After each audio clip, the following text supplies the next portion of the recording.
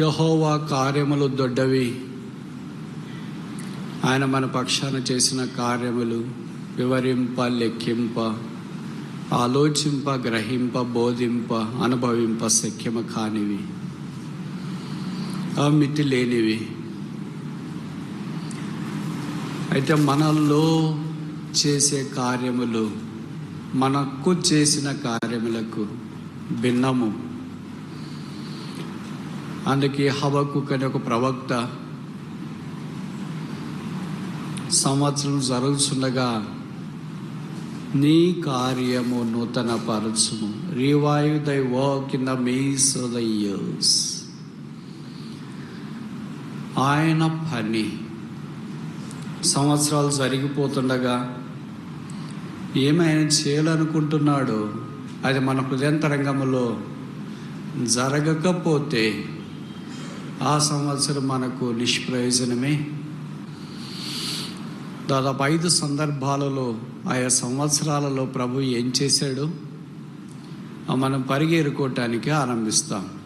పరిచయమైన వాక్య భాగాలే మరలా ఒకసారి గమనికలోనికి తీసుకురావడానికి చేసే చిరు ప్రయత్నమే ఇది. మొదటిది యెషయా గ్రంథము 6వ అధ్యాయం 1వ వచనం. Book of Isaiah chapter 6 verse 1. యెషయా గ్రంథము 6వ అధ్యాయము 1వ వచనం. Isaiah chapter 6 verse 1. రాజైన ఉజ్జియా మృతి నొందిన సంవత్సరమున అత్యున్నతమైన సింహాసనమందు ప్రభు ఆసనుడై ఉండగా నేను సూచితిని. సంవత్సరము అనే మాటను గురించి ఆలోచించడానికి ఆరంభించినాం. Revive thy work in the midst of the years. ఇక్కడ ఒక సంవత్సరం ప్రస్తావించబడింది. అది రాజైన ఉజ్జియా మృతి నొందిన సంవత్సరం. మంచోళ్ళు ఎక్కువ ఉంటారా, చెడ్డోళ్ళు ఎక్కువ ఉంటారా? వెరీ గుడ్, చాలా ఖచ్చితంగా చెప్తారు. ఎందుకంటే మనం అదే కనుక మన జాతి ఏ జాతి పక్షి ఆ జాతికి వచ్చిన అన్నట్లు చెడ్డోళ్ళు ఎక్కువ ఉంటారు, మంచోళ్ళు చాలా తక్కువ ఉంటారు. 42 మంది రాజుల్లో చెడ్డవాళ్ళు దాదాపు 33 మంది ఉన్నారు. 33 రాజులు. ఇప్పుడు మంచోళ్ళు ఎంతమంది ఉన్నారు? 9 మంది ఉన్నారు. మంచి రాజుల్లో మొదటి రాజు ఎవరు? దావీదు. ఆఖరి మంచి రాజు ఎవరు? మొదటిది గుర్తుంటే ఆఖరిది గుర్తుండదు, ఆఖరిది గుర్తుంటే మొదటిది గుర్తుంది. అదే కదా మన ప్రాబ్లం. అందుకే ఇక్కడే ఉండిపోయాం. యెషయా అంటాం, ఆయన రాజు. మొదటి చెడ్డరాజు ఎవరు? సౌలు. ఆఖరి చెడ్డరాజు ఎవరు? సరే, ఇవన్నీ నేను ఇప్పుడు అడగదలుచుకోలేదు. కానీ విషయం ఏంటంటే 33 మంది చెడ్డరాజుల్లో ఒక చెడ్డరాజుగా ఉజ్జియా పరిగణించబడుతున్నాడు. మంచోడే ఎప్పుడు మొదట. మనం కూడా మంచోళ్ళమే ఎప్పుడు మొదట. రక్షించబడినప్పుడు, బాప్తిసం తీసుకున్నప్పుడు, సువార్తకి వెళ్తున్నాం. అసలు మనల్ని మించిన మంచోళ్ళు లేరనుకో. 16 సంవత్సరాలకు రాజు అవుతాడని ఎవరైనా అనుకుంటామా? 16 ఏళ్ళకి మన పిల్లలు ఎక్కడుంటారు? గ్రౌండ్లో ఉంటారు. 16 ఏళ్ళకి ఈయన ఎక్కడికి వచ్చినాడు? సింహాసనం మీదకి వచ్చినాడు. 52 సంవత్సరాలు ఏరాడు. 52 సంవత్సరాలు ఎవరు పరిపాలన చేస్తారు?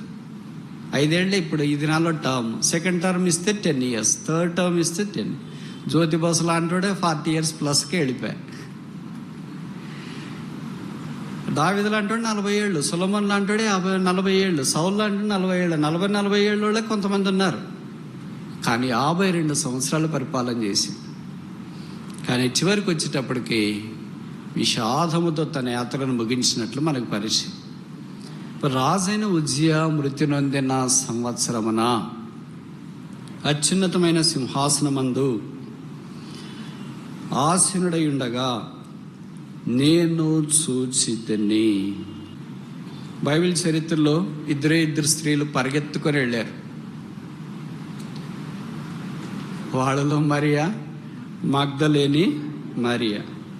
వాళ్ళ వర్తమానం ఏంటంటే, we have seen the Lord. ప్రభువును చూచితిమి. What message is greater than this, seeing the Lord? With our eyes of faith. మన విశ్వాసపు నేత్రాలు, వాళ్ళంతా భౌతికంగా చూశారు ప్రభువుని, ఇప్పుడు మనం ఆత్మీయంగా ఆయన్ని చూస్తున్నాం. అంతకంటే గొప్పదైన ఇక కార్యములు భూమి మీద మనం ఏం గమనిస్తాం? బహుశా ఏం గమనించమనుకుంటాం. అందుకే యేసు ప్రభు యొక్క మహిమను గూర్చిన ప్రత్యక్షత జ్ఞానము దేవుడు మనకు ఇవ్వాలని సంకల్పించి ఈ ఏర్పాటులోనికి తీసుకొని వచ్చినాడు. అందుకే యేషయా ప్రభువును సూచన.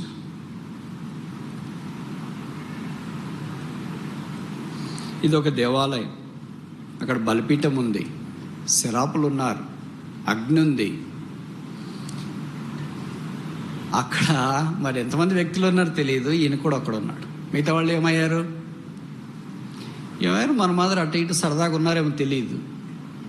మిగతా వాళ్ళని దేవుడు ఎందుకు టచ్ చేయలేదు? మిగతా వాళ్ళతో దేవుడు ఎందుకు మాట్లాడలేదు? దేవాలయం అయిన తర్వాత ఒక్కళ్ళే ఉండరు కదా, వేరే వాళ్ళు కూడా ఉంటారు కదా. పాత నిబంధనలు షిలోహు అదేంటి సమూయేలు ఉన్న దేవాలయం, సమూయేలు మొదటి గ్రంథంలో మనం చూస్తాం కదా. అక్కడ సమూయేలు ఉన్నాడు, ఏలి ఉన్నాడు, కుటుంబం అంతా ఉంది కదా. మరి ఇక్కడ మిగతా వాళ్ళు ఏమయ్యారు తెలియదు.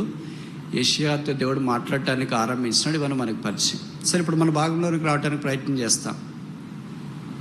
సింహాసనమందు ఆసీనుడైన దేవుడు, భూమి మీద సింహాసనాలు, భూమి మీద రాజులు, భూమి మీద ప్రభుత్వాలు, భూమి మీద పరిస్థితులన్నీ తొలగించబడిన there is a one king that reigneth the whole the kingdom with all might and power.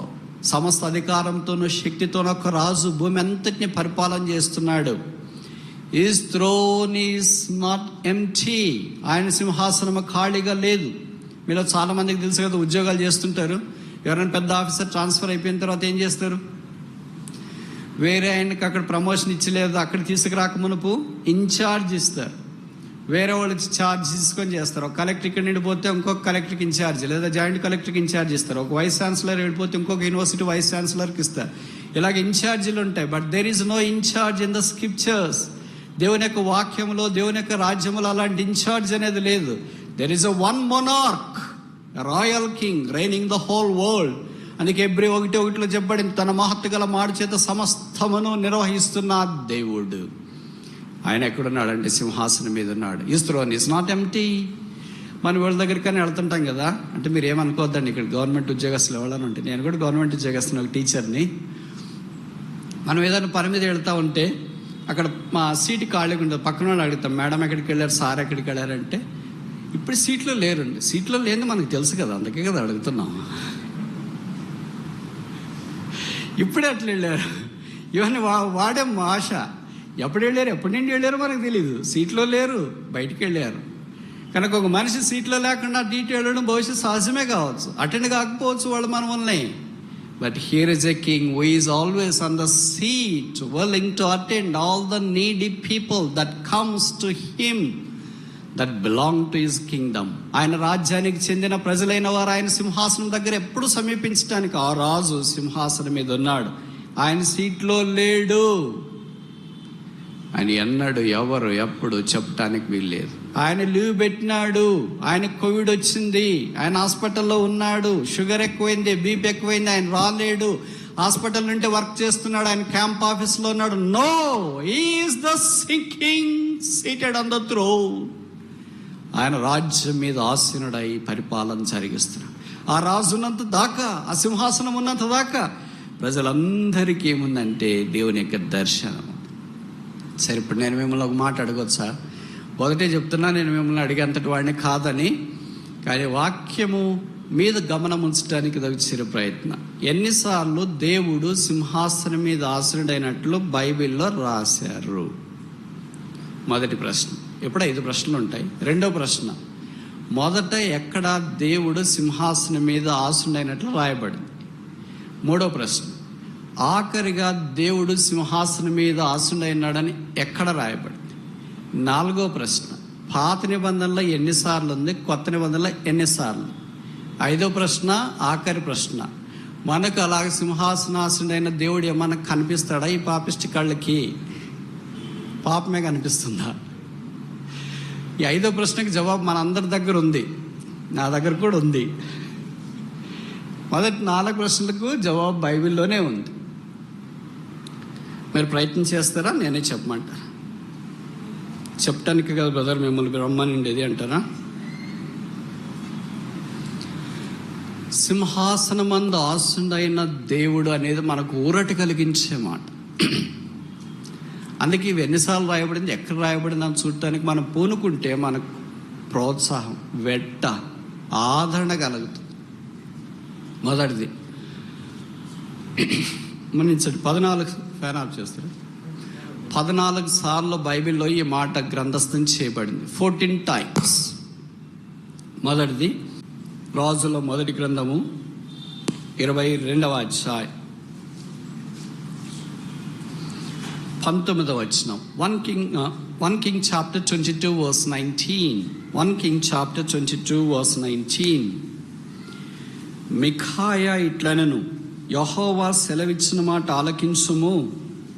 యెహోవా సింహాసనాసీనుడయుండగా పరలోక సైన్యమంతయు ఆయన కుడి పార్శ్వమునను ఎడమ పార్శ్వమునను నిలిచినట్టు నేను సూచితని. What a magnanimous display of his king.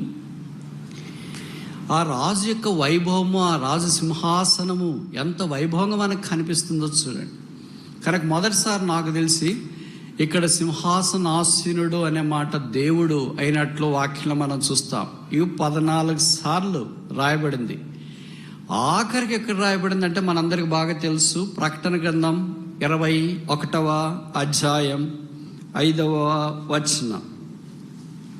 ప్రకటన 21:5 వచనం. Revelation chapter 21 verse 5. Revolution 21 verse 5. అప్పుడు సింహాసనాసీనుడైన వాడు, ఇదిగో సమస్తమును నూతనమైనవిగా చేయుచున్నాను. అప్పుడు సింహాసనాసీనుడైన వాడు, కనుక ఆయన సింహాసనముతో పరిపాలన ఆరంభించబడుతుంది, సింహాసనముతో ముగించబడుతుంది. ఆయన సింహాసనమే మనకు ప్రాధాన్యత అన్న సంగతి గుర్తించాలి. సరే, ఇప్పుడు కొన్ని ప్రశ్నలకు జవాబులు చెప్పినాం. ఎన్నిసార్లు అనే దానికి జవాబు చెప్పాను అనుకుంటా, చెప్పానా? 14 సార్లు. మొదట ఎక్కడ ఆరంభించబడింది చెప్పాను అనుకుంటా, ఆఖరికి ఎక్కడ ఆరంభించబడింది చెప్పాను అనుకుంటా. ఇప్పుడు స్థూలమైన ప్రశ్న ఏంటంటే, పాత నిబంధనలు ఎన్నిసార్లు, కొత్త నిబంధనలు ఎన్నిసార్లు? ఒకవేళ అది చెప్పడము ఇబ్బంది అనిపిస్తే డైరెక్ట్ క్వశ్చన్ ఒకటి చెప్పండి. పాత నిబంధనలు ఎక్కువసార్లు రాసి, కొత్త నిబంధనలు ఎక్కువసార్లు రాసింటారా? Absolutely true. I congratulate you. పాత నిబంధన కంటే కొత్త నిబంధనలోనే ఎక్కువసార్లు రాశారు. పాత నిబంధనలో 6 సార్లు రాశారు, కొత్త నిబంధనలో 8 సార్లు రాశారు. So is Kingdom gradually came into the fullest power in the New Testament because the king was born. రాజు పుట్టాడు.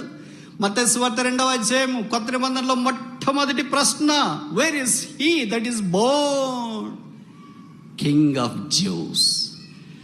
యూదుల రాజుగా పుట్టినవాడు ఎక్కడా?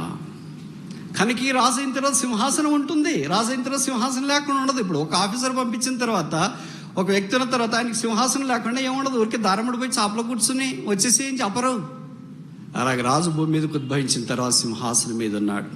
సరే, ఈ సంవత్సరం ఆ సింహాసనము ఖాళీగా లేదు, దాని మీద రాజు ఉన్నాడు, ఆయన రాజ్య పరిపాలన చేస్తున్నాడు, ఆయన సమస్తాన్ని చక్కగా నిర్వహిస్తూ ఉన్నాడు. ఇప్పుడు జరిగిన సంగతి ఏంటంటే 6వ అధ్యాయం బుక్ ఆఫ్ ఐజాయా చాప్టర్ 6, యెషయా గ్రంథము 6వ అధ్యాయము 1వ వచనం ఆఖరి వరుస. అందరూ ఆ చొక్కాయి కింద ఉన్నారా, చొక్కాయి బయట ఉన్నారా? మీకు తెలుసు కదా, ఈ మధ్యలో బయో బబుల్ అని ఒకటి వాడుతున్నారు. క్రికెటర్స్ ఎక్కడైనా వెళ్తే అందరిని ఒకే బబుల్లో ఉంచుతారు. We have also bubble. What is that bubble called? The garment bubble of Jesus Christ. ఆయన చొక్కాయి అంతా కప్పేశాడు. అందుకనే ఆరాధన చేసేటప్పుడు ఆయా సందర్భాల్లో కొంతమంది ఏం చెప్తుంటామంటే, ఆరాధన చేసేటప్పుడు అనవసరంగా పని లేకపోయినా కూడా బయటికి వెళ్ళొద్దండి, ప్రార్థన చేసేటప్పుడు బయటికి వెళ్ళొద్దని చెప్తుంటా. కానీ మీలో కొంతమందికి ఏమనిపిస్తుంది, ఈయన చెప్పేది మేము ఎక్కడ వింటాంలే, దానికంటే బయట వినేదే మేలని బయటికి వెళ్తా ఉంటాం.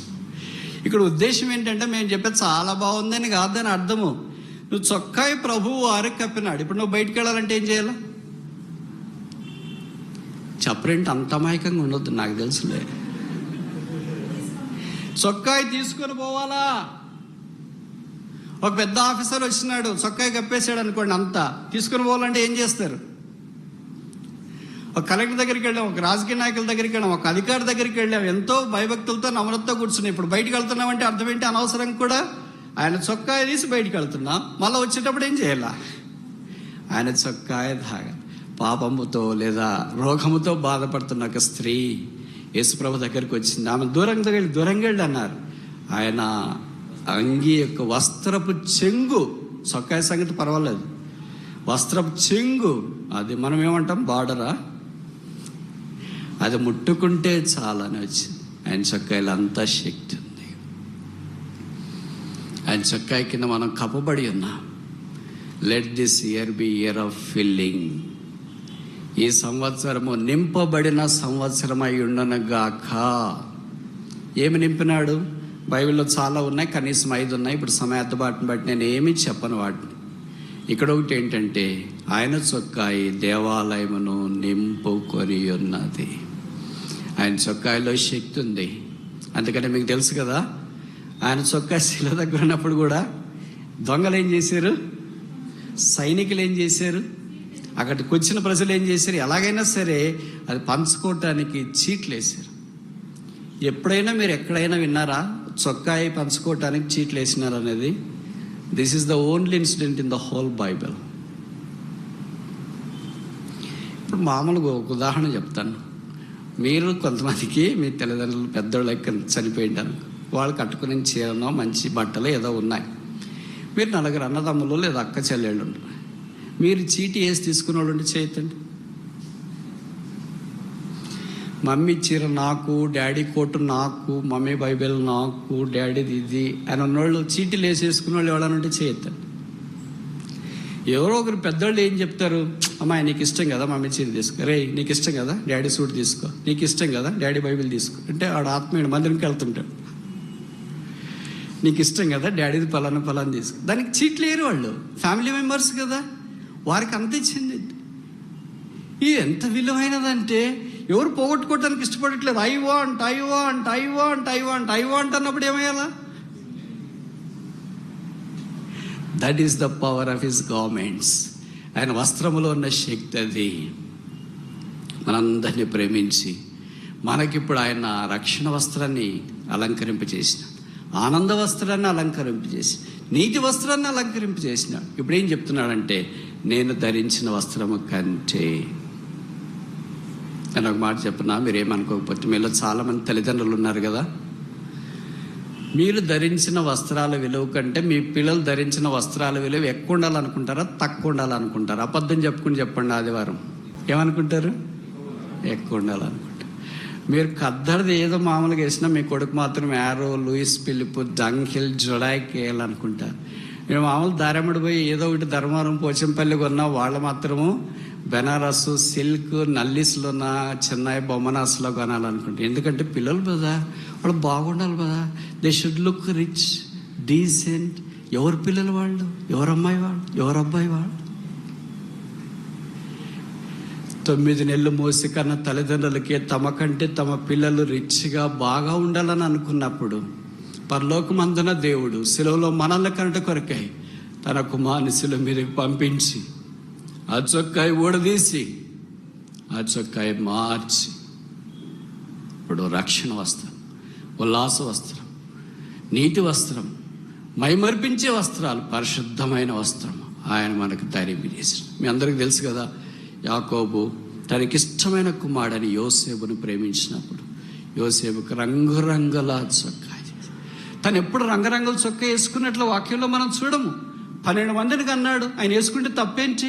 ప్రైమ్ మినిస్టర్ తండ్రి వేసుకుంటే తప్పేంటి? ఆద్యుడు దేవుని ముఖాముఖిగా చూసినవాడు, దేవుడితో మాట్లాడినవాడు, విస్తారమైన ఆస్తి కలిగిన వాడు వేసుకుంటే తప్పేంటి? నాకంటే నా కుమారుడు ఇక్కడిగా ఉంటాడు. ఇలాంటి మనసు ఎవరికి ఉంటుంది? It is the heart of the father, it is the heart of the mother. మన ప్రభువు కూడా అలాంటి తండ్రి. అందుకే బైబిల్లో రాయబడిన తండ్రి తన కుమారుల మీద జాలిపడినట్లు ఆయన మన మీద జాలిపడ్డాడు. నీ కలిగిన చొక్కాలన్నీ మురికి పేలికలే. బైబిల్లో రాయబడింది మనుషుని యొక్క నీతి క్రియలన్నీ మురికి పేలికలే. అలాగే బైబిల్లో రాయబడింది ఆదామవ్వలు దిగంబర్లై ఉన్నారు. నువ్వు దిగంబరికి ఎంతకాలం పరిగెత్తావు? How long you will run without clothes? How long you will run naked? Do you not stop there? అక్కడ ఆగవా? మనం లెదర్ కోట్లు వేసుకున్నాం చూడండి, నేను చెప్పాల్సిన పని లేదు. మొట్టమొదటి దేవుడే తయారు చేసి the first manufacture of leather industry was God. వారికి లెదర్ గవర్నమెంట్స్ ఇచ్చినాడు. They are now rich. ఎందుకు లెదర్ కొంటారు? క్వాలిటీ. ఎంతైనా, ఎంత వర్షం పడినా, ఎంత చలి పడినా, ఎంత ఏమైనా అది పాడక, అదే నిత్య రక్షణ. ఈ రక్షణ అంగీకరించువా? యెహోవా సంవత్సరం జరుగుతుండగా నీ కార్యమాలో నూతన పరచు. కనుక ఈ సంవత్సరము మొదటిది ఏంటంటే ఇయర్ ఆఫ్ ఫిల్లింగ్. దేవా నన్ను నింపు నీ చొక్కాయితో, నీ రక్షణతో, నీ పరిశుద్ధతతో, నీ మహిమతో, నీ సింహాసనంతో నన్ను నింపు. Let me in the bubble of దై గార్మెంట్స్. నీ చొక్కా యొక్క బబుల్లో నేను ఉండనట్లు నాకు సహాయించి. రెండవది చూస్తామా? 65వ కీర్తన 11వ వచనం. Psalm 65 verse 11. 65వ కీర్తన 11వ వచనం. Psalm 65 verse 11. 65వ కీర్తన 11వ వచనం. సంవత్సరమున నీ దయా కిరీటము ధరింపజేసి ఉన్నావు, నీ జాడలు సారం వెజ్జలుచున్నవి. ఇది దావీదు రాసిన కీర్తన. ఆయనకు ఒక సంవత్సరం గడవడమే చాలా కష్టము, ఎందుకంటే శత్రువులు ఎక్కువ ఉన్నారు. మీరు అనుకుంటారేమో క్రైస్తవులు అంటే శత్రువులే ఉండకూడదు అని. నేను కూడా చాలా కాలం అలాగే అనుకునేవాడిని. తర్వాత అర్థమైంది ఏంటంటే ఎంత ఎక్కువ ఆత్మీయంగా ఉంటామో అంత ఎక్కువ మంది శత్రువులు ఉంటారు అని అర్థం. అంటే మాకు ఎక్కువ మంది శత్రువులు ఉన్నారు కదా, నేను ఎక్కువ ఆత్మీయుడిని అనొద్దండి. కొన్ని మినహాయింపులు ఉంటాయి ప్రధానికి. 23వ కీర్తనలో దావీదు రాస్తున్నాడు, నా శత్రువుల ఎదుట నీవు నాకు శత్రువులు. బహువచనం. శత్రువు ఏకవచనం. ఒకే శత్రువు అయితే సాతాను. శత్రువులు అంటే ఎంతోమంది ఉన్నారు ఆయనకు. సౌలు లాంటి వాళ్ళు, అదోని లాంటి వాళ్ళు, అబ్షాలోము లాంటి వాళ్ళు, ఇలాగ చాలామంది శత్రువులు ఆయన మీద దాడి చేయడానికి కోరుకుంటూ వచ్చినాయి. అందుకే కొత్త నిబంధనలో ప్రభు కూడా చెప్పాడు, మీ శత్రువు కొరకు ప్రార్థన చేయడి కాదు, మీ శత్రువును ప్రేమించుడి కాదు. శత్రువును ప్రేమించడం అంటే మనం ప్రేమించకూడదు, ఎందుకంటే డెవిల్. మీ శత్రువులను ప్రేమించుడి అంటే మనతో పాటు వాళ్ళు మనుషులే, కానీ శత్రుత్వం కలిగిన వాడు. కనుక విచిత్రం ఏంటంటే ఈ సంవత్సరం కూడా ఆయన కొత్త సంవత్సరం వచ్చింది. ఆ సంవత్సరం ఎలాగుంటుందా అని అనుకుంటా ఉన్నాడు. కానీ దేవుడు దావీదును ఆ సంవత్సరం ఒక దయా కిరీటముతో నింపినాడు. ఇప్పుడు నేను ఇలాగ చెప్పొచ్చా? ఎవరినన్నా మిమ్మల్ని అడిగామనుకోండి, మీకు ఎన్ని సంవత్సరాల వయస్సు అని, ఈశ్వరులకు తక్కువ చెప్పుకోవటానికి ట్రై చేస్తాం వీలైనంత దాకా. సరే, ఒక సంవత్సరం 2 ఏళ్ళు 3 ఏళ్ళు 10 ఏళ్ళు అనుకో. ఒక్కొక్క సంవత్సరానికి ఒక్కొక్క కిరీటం పెడితే తల మీద 10 ఏళ్ళకి ఎన్ని కిరీటాలు? ఇప్పుడు మీరు ఎట్లా దాటిపోతారో మరి 10 కిరీటాలు పెట్టుకుని తలుపులో నుండి ఎట్లా కార్లో కూర్చుంటారు? దేవుడు ఎంత కనికరం కలిగిన వాడంటే మన విషయమై అలాగే మనల్ని కిరీటంతో అలంకరింప చేయాలని కోరుతాడు. అందుకే మన VBSలో కూడా పిల్లలకి లాస్ట్ డే మనం ఏం చేస్తాం, ప్రొఫెషనల్ రోజు కిరీటాలు. దానికి పోట్లాడే పిల్లలు ఉన్నారు, పోట్లాడే తల్లిదండ్రులు కూడా ఉన్నారు, సండే క్లాస్ టీచర్స్ కూడా. మావానికి కిరీటం లేదు, మావాడికి కిరీటం. అది కాగితం కిరీటం, కొద్దిసేపు ఓపెన్ ఎయిర్ అయిపోయిన తర్వాత వద్ది, వాళ్ళే చించేస్తారు పిల్లలే. కానీ ఆ కిరీటం అంటే వాళ్ళకి ఎంత, ఇదేం మిస్ యూనివర్స్ కిరీటమా? వచ్చే సంవత్సరం దాకా అలాగే ఉండాలా, వేరే వాళ్ళకి ఇవ్వాలంటానికి. భౌతికమైన కిరీటాలే. మనం కిరీటం చూస్తే ఫోటో తీసుకొని, ఇప్పుడు పిల్లలు మనం ఎంతో ముద్దగా చూసుకోవాలనుకుంటాం. మన పిల్లలు కిరీటం పెట్టుకుంటే ఎంత మనకి ఇష్టమో, మనకు కూడా దేవుడు ఒక సంవత్సరం అనే కిరీటం ధరింపజేసినప్పుడు పెట్టిన వెంటనే మనం ఎలాగుంటాం? ఆ బావిని వెళ్ళిపో అంటామా? ఎంత ముచ్చటగా చూసుకుంటాం. అటు తిరుగు ఇటు తిరుగు, ఎటు తిరిగినా అదే నలుపే, అదే ఎరుపే. కూర్చున్నా అదే, నిలబడినా అదే, ఏం చేసినా అదే. కానీ మన సంబరం తీరదు కదా. అందుకే అటు తిప్పి ఇటు తిప్పి ఫోటోలు తీసుకొని ఇంకెంతో వాట్సాప్లోన ఇంకా వైరల్.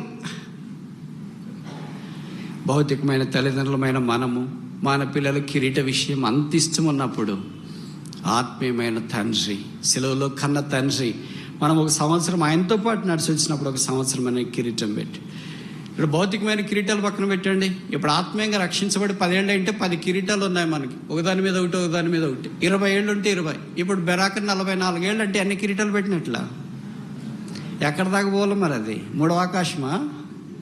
మన భవిష్యత్ ఇక్కడే ఉన్నామేమో. అంటే కిరీటం సైజ్ చిన్నదంటే ఏంటి? తక్కువ చేసినామేమో. దేవుడి కొరకు ఇష్టమైన ప్రాణం జీవించట్లేదేమో. దేవుడికి ఇష్టమైతే భవిష్యత్ పెద్ద కిరీటం పెట్టి, అందుకని కిరీటధారి అయిన ప్రభువును బైబిల్లో మనకు రాయబడింది కదా, మహిమరాజు సన్నిధిన్ మకుటదారులై. ఆ దినాన ఆ కిరీటాన్ని ప్రభు సన్నిధిలో మనం చూడనైనాం. ఇప్పుడు పెట్టుకున్న కిరీటం ఎప్పుడు తీసేస్తాం తెలుసా? ఎప్పుడు తీసేస్తాం?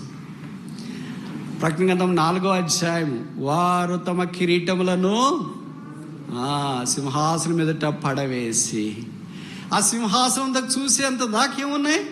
కిరీటాలే కనిపిస్తాయి. కానీ మనం ఏం చేస్తున్నాం? అవన్నీ తీసేసి శానాలు కొట్టుకుని తిరుగుతున్నాం. దేవుని కిరీటం అంతా పోయింది, కానీ మనకేం కనిపిస్తుంది? ఇదే కనిపిస్తూ ఉంది. ఆ తీసేసే దినం దాకా దేవుడి కిరీటము అనుగ్రహించినాడు. ఎలాంటి కిరీటం అంటే కింద రాసాడు 65:11, కీర్తన 65:11, నీ జాడలు సారము వెదజల్లుచున్నవి, fatness flash on the path.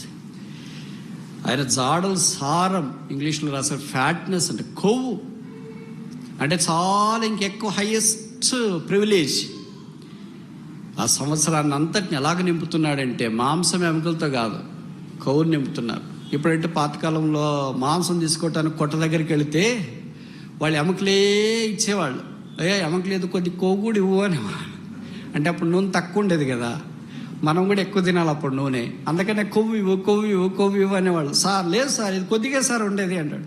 కొద్దిగా ఇవ్వ మాకు కూడా కొద్ది కొవ్వు తీసుకొని వచ్చేవాళ్ళు. ఇప్పుడంటే మనం ఫ్యాట్ వద్దు, తీసేయి, fat free milk, fat free food, all fat free. ఎందుకంటే లోపటే ఉంది మనకి. అప్పుడు లోపల లేదు కనుక బయట కావాలనుకున్నాము. ఇప్పుడు బయట వద్దు, ఎందుకంటే లోపుతుంది కనుకని. ప్రభుకు స్తోత్రాలు. ఆత్మీయమైన ఆయన కొవ్వు జాడలు సారం వెదజల్లుచున్నాయి. అలాగ సంవత్సరం అంతట్లో తన యొక్క సారం, తన యొక్క మంచితనం 23వ కీర్తనలో అదే చెప్పబడింది. కరుణా కటాక్షములు 23వ కీర్తన అనుకుంటా.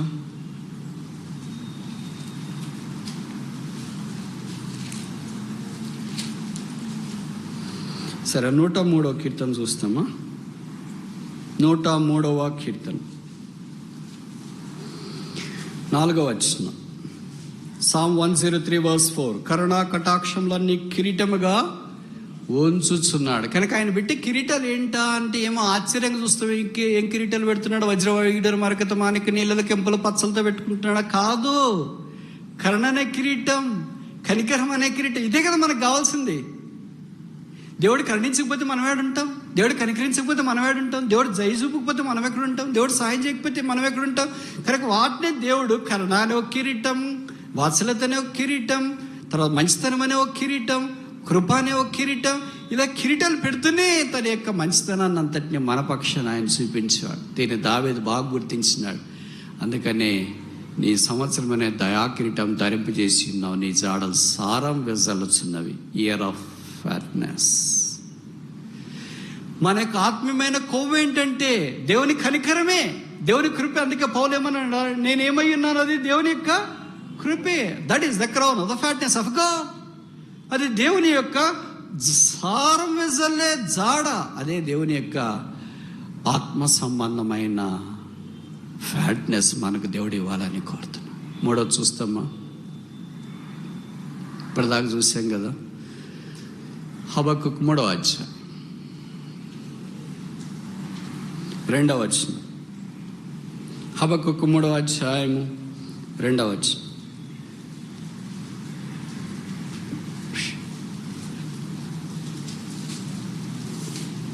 Habakkuk chapter 3 verse 2. యెహోవా సంవత్సరం జరుగుతుండగా నీ కార్యము నూతన పరచము.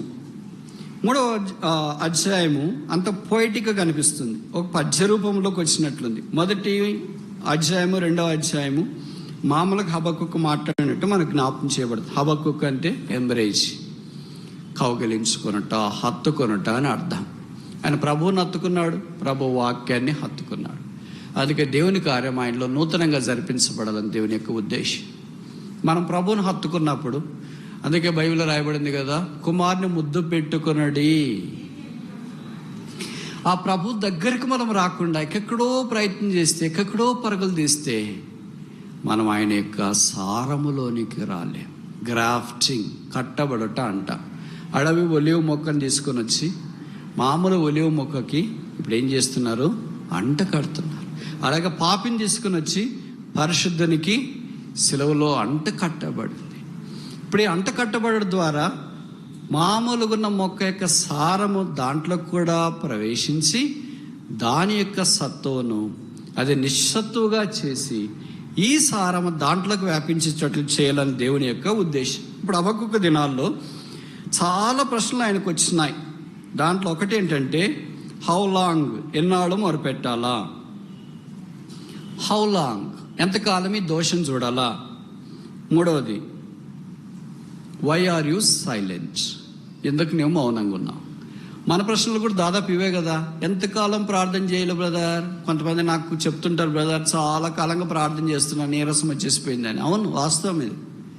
అందుకనే కదా దీనికి మాత్రం విసుకొద్దు అని చెప్పాడు లూకాసు 18వ అధ్యాయం 1వ వచనం. వారు విసుగక ప్రార్థన చేయించుండవాలన్నాడు. ప్రార్థనలోనే విసుగు వస్తుంది, మిగతా దేంట్లో రాదు విసుగు. వస్తుందంటారా? దాంట్లోనే విసుగు వస్తుంది. అందుకనే విసుగక ప్రార్థన చేయించుండవాలన్నాడు. మనం ఏంటి, కొంతకాలం ప్రార్థన చేసిన తర్వాత మన ప్రార్థన మనవి అంగీకరించబడలేదని మనం అనుకుంటాం, ప్రార్థన చేయడం మానేస్తాం. ఎందుకంటే ఎంతకాలం ప్రార్థన చేయాలి? మా ఆయన రక్షించబడట్లేదు, మా ఆవిడ రక్షించబడట్లేదు, మా పిల్లలు రక్షించబడట్లేదు, మేము చేరి వచ్చే స్థానిక సంఘంలో వృద్ధి లేదు, ఎంతకాలం ప్రార్థన చేయాలి? How long? ఎంతకాలం దేవుడి దోషము చూస్తూనే ఉంటాడు? How long God will see all this wickedness? ఎంతకాలం ఆయన మౌనంగా ఉంటాడు? ఇలాంటి ప్రశ్నలు ఏమంటే మనం చాలా వేస్తాం. కానీ ఇప్పుడు చివరికి ఏమొచ్చినాడంటే, before he could see others around him, God wanted him to see inside of him. మన చుట్టూ ఉన్న వారిని చూడక మునుపు దేవుడు మనకేం చెప్తున్నాడు అంటే, మొదట నిన్ను చూసుకో లోపట అని చెప్తున్నాడు. అందుకని చూసుకున్న తర్వాత ఆయన ప్రార్థన ఇప్పుడు ఆరంభమైన 3వ అధ్యాయంలో, revive thy work in the means of the years. మొదట నాలో నీ కార్యము నూతన పరచము. తర్వాత మిగతా వాళ్ళ సంగతి. నాలో నూతన పరచబడలేదు కానీ నేను మిగతా వాళ్ళని గురించి ఆలోచిస్తున్నాను.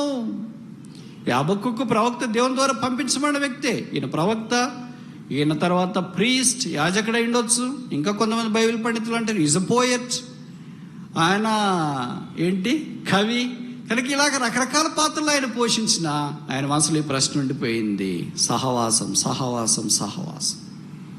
ఇయర్ ఆఫ్ ఫెలోషిప్, సహవాస సంవత్సరం, ప్రభుతో మన సహవాసం. దేవుడు మొట్టమొదటి మనం పిలిచింది అదే. అందుకే కొరింథీయులకు రాసిన 3వ పత్రికలో చెప్పబడింది, తన కుమారుని సహవాసమునకు మనలను పిలిచినవాడు నమ్మదగినవాడు. అలా యోహాను రాసిన 1వ పత్రిక 1వ అధ్యాయంలో చెప్పబడింది, మన సహవాసం అయితే. కనుక we are called to have fellowship with that most God. ఉన్నతమైన దేవుని దగ్గర సహవాసం ఉండడానికి మనం పిలువబడ్డాం. మనకి ఇష్టం ఉండదే. మనకి ఏ సహవాసం ఇష్టమో? కీర్తన 1:1, దుష్టుల ఆలోచన చొప్పున నడవక, పాపల మార్గం విడవక, అపహాసక. దుష్టుల సహవాసం మనకు కావాలి, లోకస్తుల సహవాసం కావాలి, పాపం యొక్క సహవాసం కావాలి. ఆ సహవాసంలోకి వెళ్ళాలని మనం పరుగులు తీస్తున్నాం. We have more gravity, we have more pull to other sin. ప్రభు అంటాడు, నా సహవాసానికి రండి, నా దగ్గరికి రండి. విచిత్రం ఏంటంటే, దేవుని యొక్క కార్యాలు మనం చూసినంత మాత్రం ఆయనతో సహవాసం ఉన్నామని కాదు అర్థం. దేవుడు తన మంచితనాన్ని బట్టి కొన్నిసార్లు కార్యం చేస్తుంటాడు. ఇక్కడ చాలామందికి తెలుసు కదా, ఎవరి జీవితాల్లోనైనా దేవుడు అద్భుతాలు చేసినాడు అని అంటే అది ఇశ్రాయేలీయుల యొక్క జీవితంలోనే. ఎక్కడైనా అద్భుతాలు చేసినాడంటే అరణ్యంలోనే. మీరు ఊహిస్తారా? మామూలు చిన్న చిన్న కార్యాలు జరిగితేనే, ఎక్కడో దారం వెళ్తున్నాం, మీ బండి పంచర్ అయిపోయింది, ఎవరో మీకు సహాయం చేసినారు, బ్రదర్ లిఫ్ట్ ఇస్తాను రండి అన్నారు. అబ్బా మనం అనుకుంటాం, అబ్బా ఎలాగంటాం?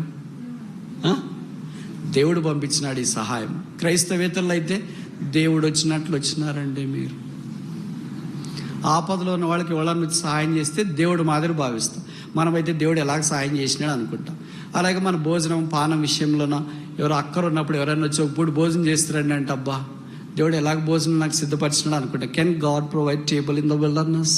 దేవుడు అరణ్యంలో భోజనం సిద్ధపరచగలడా అనే ప్రశ్నకు జవాబు ఇదే అనుకుంటాం. మనం బట్టలు లేవు అని అనుకుంటా ఉంటే ఎవరో తీసుకుని వచ్చి ఒక ప్లాస్టిక్ కవర్ ఇచ్చినారు, దీంట్లో బట్టలు ఉన్నాయి బ్రదర్ మీరు వాడుకోండి అని. అబ్బా దేవుడు ఎలాగ మన అక్కర తీరుస్తాడా అని అనుకుంటా. ఇంతకంటే గొప్ప కార్యాలు పాత నిబంధన దినాల్లో చేసిన. మీరు ఊహిస్తారా, ఉదయం లేచిన వెంటనే మీ ఇంటి మీద అంత బ్రెడ్ మాంసం ముక్కలు పడ్డాయనుకో, ఎలాగ మీరు ఫీల్ అవుతారు? అలాగ ఒకరోజు కాదు, ఒక వారం కాదు, ఆదివారం ఒకటే పడితే ఎవరో తెచ్చిపెట్టిపోయినారేమో అనుకుంటాం. కావాలని నీకు దేవుడి మీద నమ్మకం ఉండదు. ఫోన్ చేస్తాం మమ్మీకో డాడీకో, డాడీ మీరు పంపించారా డాడీ? మీ చెల్లికో మీ అక్కకో మీ అన్నకో అందరికి ఫోన్ చేసి ఎవరు పంపలేదన్నప్పుడు మందిరికి ఫోన్ చేసి, బ్రదర్ మీరేమైనా పంపించారా అండి? మేము కూడా పంపించలేదు. అప్పుడు ఎవరో పిల్లలు చెప్తారు, మా ప్రభు ఏమన్నా పంపించాడు. అవునరా నువ్వు కరెక్ట్ చెప్పినావు, పిల్లోనికి లేదు మనకి కలగదు. అప్పుడు కానీ మనకి దేవుడు గుర్తురాడు. అలాగ ఒక్కరోజు కాదు, ఒక వారం కాదు, ఒక మాసం కాదు, ఒక సంవత్సరం కాదు, ఒక దశాబ్దం కాదు, 40 ఏళ్ళు 4 దశాబ్దాలు ప్రతిరోజు క్రమం తప్పకుండా వర్షకాలం, చలికాలం, గాలికాలం, ఎండాకాలం, ఏ కాలం అన్నా నువ్వు తీసుకో, ప్రతిరోజు పడింది. ఇలాంటి అద్భుతాలు ఎవరైనా చూసారు? చేయతండి. లేదు కదా. పుట్టినప్పటి నుండి ఒకే రకమైన జత చెప్పులు వేసుకున్నాను, ఇప్పటిదాకా అరిగిపోలేదని వాళ్ళు చేయతండి. 6 నెలలకు మన చెప్పులు పాడైపోయింది, షేప్ మారిపోయి డీ షేప్ అయిపోయింది. దాన్ని కుట్టుకొని పాలిష్ చేసుకొని అన్నీ చేసుకొని ఇంకా చివరికి దేవుడు ఏం అనుకుంటాడంటే వీడి చెప్పులు మార్చేటట్లు లేడు. నిజం, దేవుడికి మన విషయం ఎంత కన్సర్నో తెలుసా? మనం మార్చేటట్లు లేము అని ఇలాంటి ప్రత్యేక కూడికలు ఏర్పాటు చేస్తారు. ఎలాగో మనం వచ్చేటప్పుడు లేటుకు వస్తాం, మన చెప్పులు బయటే వదిలేసి రమ్మని చెప్తారు అక్కడ ఉన్నవాళ్ళు. వదిలేసి వస్తాం. ఇక్కడ మనం ఏమనుకుంటాం, మా చెప్పులు ఏం తీసుకుపోతుందిలే, ఎవరు తీసుకెళ్తారే, ఎవరు ఎత్తుకెళ్తే కొత్తదే అని. వాక్యం ఫుల్ గినే సభ చాలా బాగుంది అనుకుని బయటకు వెళ్తాం. చెప్పులు స్టాండ్ అంత తిరిగిన తర్వాత లేదు, అందరూ వెళ్ళిపోయారు, అక్కడలేదు ఒకే చెప్పు మిగిలింది. ఏంటంటే పిల్లలు చెప్తారు, అంకుల్ ఇదేనా అంకుల్, కుక్ ఎత్తుకుపోయింది అంకుల్. అప్పుడు కానీ మనం సెట్గా, ఓహో దేవుడు ఇట్లు కూడా వర్క్ చేస్తాడా? అప్పుడు కొత్తది వెళ్ళి బాటా షోరూంలోనే ఎక్కడ పోతే చెప్పులు తీసుకుని, ప్రభు చెప్పులు పోయినాయి, నువ్వు తీవనాయనా నాకు తెలుసు. అందుకే మీరు బాగా గుర్తుపెట్టుకోండి, ఒకే డ్రెస్ వేసుకున్నారు అనుకో, ఎప్పుడు ఇది అదే అదే అదే వేసుకుంటే ఇదేం మార్చేటట్లు లేడని దేవుడే సెట్ చేస్తాడు. ఎక్కడో బయట పోతా ఉంటే ఏదో హూక్ తగులుకుంటుంది బస్సులోనే, ఎక్కడో ఆ తగులుకుంటే కానీ మనం తీసేయము. దేవుడు మనలాంటి వాళ్ళు ఎంతమందిని చూసాడంటే 6,000 సంవత్సరాలు మానవ చరిత్రలో బిలియన్లు చూసినారు.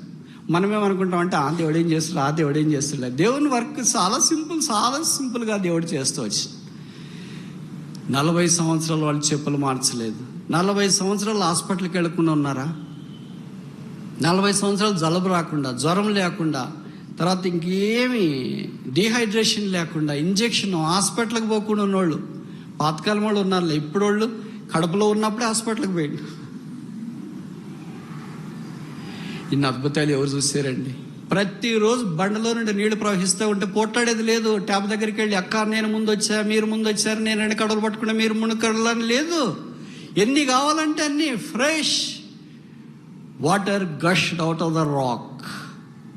ఇప్పుడు ఇలాంటి వ్యక్తి ఒక దగ్గర మన మందిరంలోకి వచ్చినాడు అనుకో, ఆయనకు వాకింగ్ చెప్పేకి అవకాశం ఇచ్చినాం అనుకో, ఆయన ఇవన్నీ చెప్పాడు అనుకో, ఇప్పుడు మీరేమంటారు? ఇంకా మీటింగ్స్ పొడిగిస్తాంలేండి బ్రదర్. అసలు ఏం బ్రదర్ మీ సాక్ష్యం వింటుంటే మాకు వెంట్రుకలు నిక్కుపరుచుకుంటున్నాయి బ్రదర్.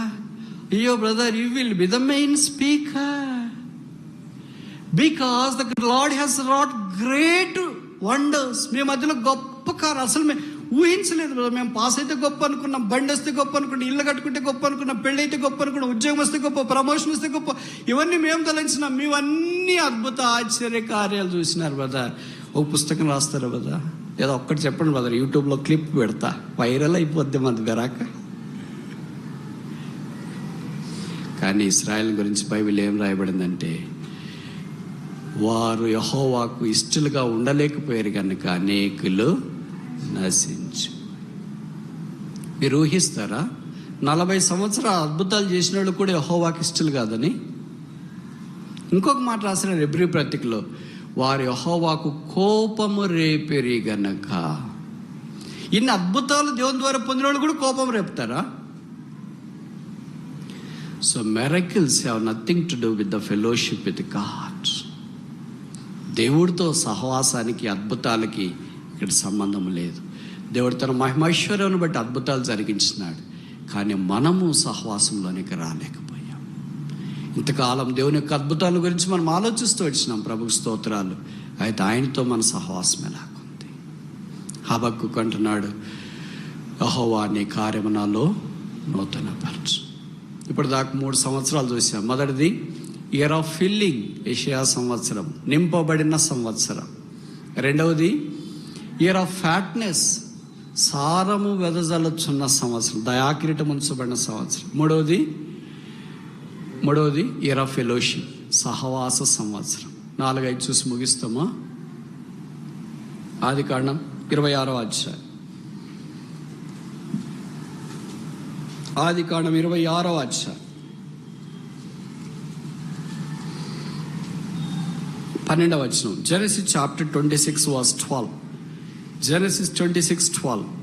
ఇస్సాకు ఆ దేశమందున్న వాడై విత్తనం వేసి ఆ సంవత్సరం 100 ఫలం పొందెను. ఆ సంవత్సరం 100 ఫలం పొందాను. ఫలం, ఇయర్ ఆఫ్ ఫ్రూట్ఫుల్నెస్, ఫలవంతమైన సంవత్సరం. ఎప్పుడైనా ఒక మాట అడుగుతా, మీరు నేరుగా సూటికి జవాబు చెప్పండి. ఇక్కడ కొంతమంది గ్రామాల నుండి వచ్చిన వాళ్ళు ఉంటారేమో, మీకు పరిచయం ఉండవచ్చు, లేదా చదువుకుని ఉండొచ్చు. ఒక వ్యక్తి బయటికి వెళ్ళి పొలం దున్ని దాంట్లో విత్తనాలు వేసిన తర్వాత 100% విత్తనాలు వేసినాడు. ఒక 10 కేజీలు విత్తనాలు వేసినాడు. 10 కేజీల విత్తనాలన్నీ మొలుస్తాయా, మొలవా? 100% అంటే ఏమని అర్థం? మరి మీలో చాలామంది చదువుకునే వాళ్ళు ఉన్నారు కదా, కొన్ని ఎక్స్పెరిమెంట్లు చేస్తుంటాం. దాంట్లో కింద ఏం రాస్తామంటే experimental error, plus or minus. నీకు అంతకంటే ఎక్కువ రావచ్చు, అంతకంటే తక్కువ రావచ్చు. ప్రతి దాంట్లో ఎర్రర్ అనేది ఉంటుంది. అందుకని ఏది మెషర్ చేసినా, ఏది మనం కొలిసినా, ఏది తూచినా, ఎక్కడికి వెళ్ళినా ఏమంటామని ఎర్రర్ అంటాం. మనుషుల్లో కూడా హ్యూమన్ ఎర్రర్, మానవ పొరపాటు రాస్తుంటాడు. కంప్యూటర్లు చూస్తానంటే అన్ని అక్షరాలు ఒకే రకంగా అనిపిస్తుంటాయి. ఒక ఆయన ఏం చేశాడంట, పెద్దగా రాసినాడు జీవోడి గాడ్ అని. చూడు బ్రదర్ ఎట్లుందో అని పంపించినాడంట. ఏమని? దేవుడు అనే దాన్ని రాసి. ఆయన ఏం చేశాడంట, చాలా బాగుంది బ్రదర్ అన్నాడు. ఇంకొక ఆయనకి పంపించినాడు, ఇంటి బ్రదర్ ఇంత తప్పు రాసావంటే. ఏం తప్పు రాశానండి? అంత బాగానే కనిపిస్తుంది కదా. కంప్యూటర్లో అలాగే తప్పులు ఉన్నా కూడా మనకి ఏమి కనపడు. దాంట్లో ప్రింట్ తీసింది. గాడ్ అంటే జీఓడి రాయాలి, కానీ మీరేం డిఓజీ రాసారే అన్నాడంట. అర్థమైంది నేను చెప్పిన మాట? జీఓడి, డి ఇక్కడ తెచ్చి జీని అక్కడ పంపించాడు. టిపోగ్రఫికల్ ఎర్రర్. కళ్ళకి చూస్తూనే ఉంటాము కానీ కనపడదు. అయితే ఈ సాకు దగ్గరికి వచ్చేటప్పటికి ఆ సంవత్సరం 100. ప్రభువారు చెప్పిన ఉపమానం విత్తనాన్ని గురించి మత్తయి 13వ అధ్యాయంలో, విత్తడానికి ఒక వ్యక్తి వెళ్ళాడు, విత్తనాలు విత్తాడు. కొన్ని త్రోవలో పడ్డాయి, కొన్ని రాతి నెలలో పడ్డాయి, కొన్ని ముళ్ళతుప్పలో పడ్డాయి, కొన్ని మంచి నెలలో కూడా పడ్డాయి. ఇప్పుడు ఎంత వేస్ట్ అయింది? 75% వేస్ట్ అయింది. ఎంత ఫలించింది? 25%. దాంట్లో కూడా గ్రేడ్స్ ఉన్నాయి, 30 అంతులు, 60 అంతులు, 100 అంతులు. మరి 20%లో ఇంత గ్రేడ్ ఉంటే, ఇక్కడ ఇస్సాకు ఆ దేశమందు ఆ సంవత్సరము విత్తనం వేసి 100 అంతల ఫలం. అంటే what is impossible for a man is possible with God. Mark 10:27 says with God all things are possible. దేవునికి సమస్తము సాధ్యమే. మార్కు 10:27 చెప్పాడు. బహుశా నీవు ఇక్కడ కూర్చున్నావు, మీ దేవుడికి సాధ్యమా? నా కుటుంబం కట్టబడడం దేవునికి సాధ్యమా? నేను బాగుపడడం దేవునికి సాధ్యమా? నా జీవితం సెట్ కావడం దేవునికి సాధ్యమా? నా భర్త మారడం, నా భార్య మారడం, నా పిల్లలు మారడం, నేను చేస్తున్న ఉద్యోగ విషయంలో సమస్యలు, ఇవన్నీ దేవునికి సాధ్యమా? God is a God of impossibilities. With God all things are possible. మీకు తెలుసు కదా ఈ మాట బైబిల్ ఎన్నిసార్లు రాశారు? How many times this word is mentioned in the whole scriptures? With God all things are possible. కనీసం 5 సార్లు రాసింటారు. పాత నిబంధనలో 3 సార్లు రాశారు. కొత్త నిబంధనలో కనీసం 2 సార్లు రాసింటారు. దేవుడికి సమస్తము సాధ్యమే. నేను సర్వశక్తి గల దేవుడు, నాకు అసాధ్యమైనది ఏదైనా కలదా? నమ్ముట నీ వలనైతే నమ్ము వాడికి సమస్తము అకార్డింగ్ టు యువర్ ఫెయిత్ అని చెప్పబడింది. కనుక దేవుడు ఎలాగ చేస్తాడంటే అకార్డింగ్ టు అవర్ ఫెయిత్. ఆ పదం కాకుండా అక్కడ వేరే పదం వాడింటే according to your riches, according to your ability, according to your availability, according to your beauty, handsomeness, charm, comeliness, prosperity, position, age అనే పదాలు వాడబడి ఇక్కడ మనలో చాలా మంది ఉండేవాళ్ళం కాదు. విశ్వాసం చొప్పున అనేది కాకుండా డబ్బు చొప్పున, అధికారం చొప్పున, జ్ఞానం చొప్పున, తలం చొప్పున, తర్వాత ఉద్యోగం చొప్పున, స్టేటస్ చొప్పున, కులం చొప్పున, ఏర్పాటు చొప్పున, ప్రాంతం చొప్పున, జియోగ్రఫికల్ లొకేషన్ చొప్పున మీకు జరుగును గాక అంటే బహుశా మనం ఇక్కడ ఎవరు అనుకుంటాం. విశ్వాసము చొప్పున. అందుకే ప్రభు దగ్గరికి మనం వచ్చినప్పుడు విశ్వాస విషయంలో మనం ఎలాగున్నాం. లూకా 18లో చెప్పబడిన మనిషి కుమారుడు భూమి మీదకి వచ్చినప్పుడు డబ్బుండ కనుగొననా, ఆస్తుండ కనుగొననా, స్థానాలుండ కనుగొననా అని బైబిల్లో రాయబడలేదు. విశ్వాసముండ కనుగొననా. విశ్వాసం లేకుండా దేవునికి ఇష్టలై ఉండట అసహజం. ఆయన ఎదుకొచ్చువాడు ఆయన ఉన్నాడనియో, ఆయన ఇంత నమ్మికుంచే వారికి ఆయన సహాయం చేయగలవాడనియో నమ్మవలెను కదా. తనకి ఈ నమ్మిక మనకు చాలా అవసరం. ఇస్సాకు దేవుడిని అలాగ నమ్మాడు. అందుకే విశ్వాస వీరుల చరిత్రలో ఆయన కూడా వచ్చినాడు. దేవుడు ఆయనకు 100 ఫలం దయచేసినాడు. Year of fruitfulness. గత సంవత్సరాలంతట్లో మనకు బ్యారన్నెస్ ఉందేమో, ఎండిపోయామేమో, వ్యక్తిగతంగా, కుటుంబంగా, సంఘంగా. ఏమి ఇలాగైపోయింది, ఏం డ్రైనెస్, ఏం విల్డర్నెస్, ఏమి ఇలాగ ఎండిపోయింది. Let this year be year of fruitfulness. 5వ దాకా చూసి ముగిస్తామా? యెహోషువ, book of Joshua, chapter 5 verse 12. యెహోషువ 5:12. మరునాడు వారు ఈ దేశ పంటను తెలుసుండగా మన్నా మానిపోయిను. అటు తర్వాత ఇశ్రాయేలీయులకు మన్నా దొరకకపోయిను. ఆ సంవత్సరం వారు కనాను దేశ పంటను తినిరి. ఆ సంవత్సరం మనం ఆలోచించే మాట ఏంటి? సంవత్సరము ఉజ్జయ మృతి పొందిన సంవత్సరం అనే దయా కిరీటం. 3వది సంవత్సరములు జరుగుతుండగా నీ కార్యము నూతనపరచు. 4వది ఆ సంవత్సరము ఇస్సాకు 100 ఫలం పొందారు. 4వది ఆ సంవత్సరమున వారు కనాను పంట తినేరి. ఇప్పుడు దాకా ఏం తిన్నారు మరి? నేను ఇందాక చెప్పాను కదా, వాళ్ళు మన్నా భుజిస్తూ వచ్చినారు.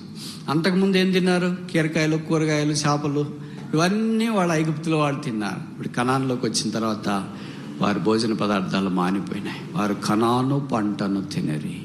ఇప్పుడు కొత్త నిబంధనలకు మనం వచ్చిన తర్వాత మన కనాను ఎవరు? యేసుక్రీస్తు ప్రభు. Christ is our Canaan.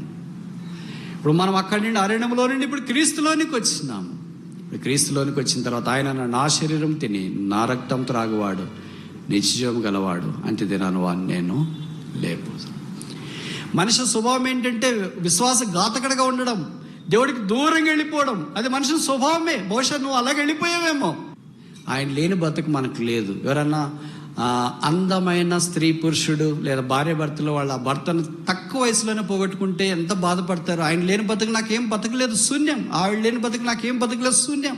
పిల్లలు పోగొట్టుకునే వాళ్ళు ఇలాగే అంటారు, పిల్లలు లేని బతుకు నాకేం బతుకు లేదు, శూన్యం అని.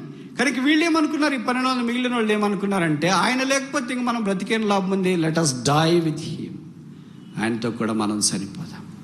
అందుకే ప్రభు పేతురు వైపు అన్నాడు, will you also go away? మీరును వెళ్ళిపోవాలని ఉన్నారా? పేతురు అన్నాడు, వేర్ షల్ వి గో? ఎక్కడికి వెళ్తాం? Thou art the Son of living God.